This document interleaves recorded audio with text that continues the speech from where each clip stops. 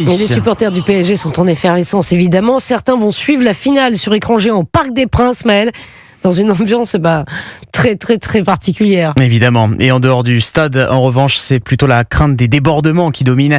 5400 policiers et gendarmes seront mobilisés demain dans la capitale. Dispositif exceptionnel annoncé ce matin sur Europe 1 par le préfet de police de Paris, Laurent Nunez. Les Champs-Élysées seront interdits d'accès et beaucoup de parents sont confrontés à un dilemme. Laisser sortir ou non leurs enfants à l'occasion de cette finale.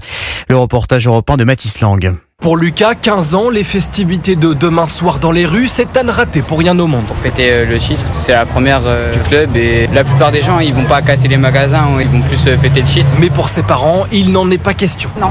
Il y a des personnes qui vont profiter de l'occasion pour venir faire le bazar. Moi, j'ai pas envie de leur faire prendre le risque de se faire bousculer, pousser. Ils n'ont pas à être dans la foule comme ça, des fumigènes, des lacrymogènes, plein de choses, il peut arriver plein de choses. Le soir de la demi-finale, Frédéric, lui, a vu sur son téléphone les scènes de chaos dans les rues de Paris.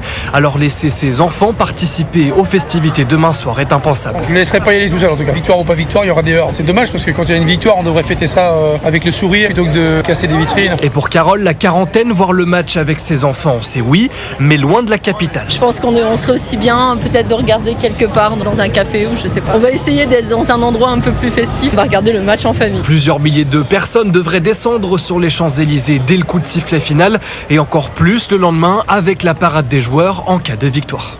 Le reportage Europe 1 de Mathis Lang. Et en cas de victoire du Paris Saint-Germain, justement, les célébrations auront lieu dimanche soir dans la capitale, avec tout d'abord une parade d'1 heure sur les Champs-Élysées avant une réception à l'Élysée. Au programme également une présentation de la coupe aux grandes oreilles au Parc des Princes devant un public d'abonnés.